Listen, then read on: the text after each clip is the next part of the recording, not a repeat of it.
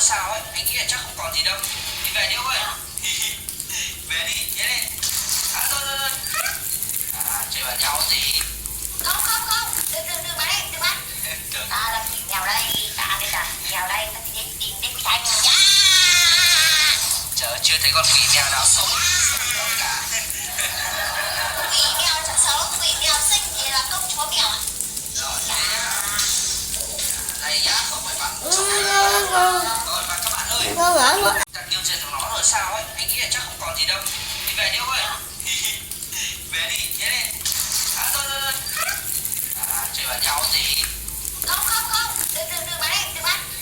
Ta là chị nghèo đây, ta đây là nghèo đây, ta đi đến tìm đến quý trai nghèo. Chờ chưa thấy con quỷ mèo nào sống đâu cả. Quỷ mèo chẳng xấu, quỷ mèo xinh thì là công chúa mèo ạ. Rồi, đây nhá, không phải bắn. Rồi và các bạn ơi, Bánh ông làng. Chi ơi, mày ra cái làm bánh chửi vậy?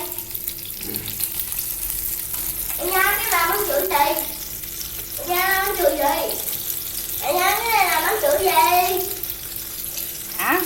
Bánh chửi gì? Bánh chửi gì? Bánh bông lan đó. Ủa cái bánh chửi gì đây?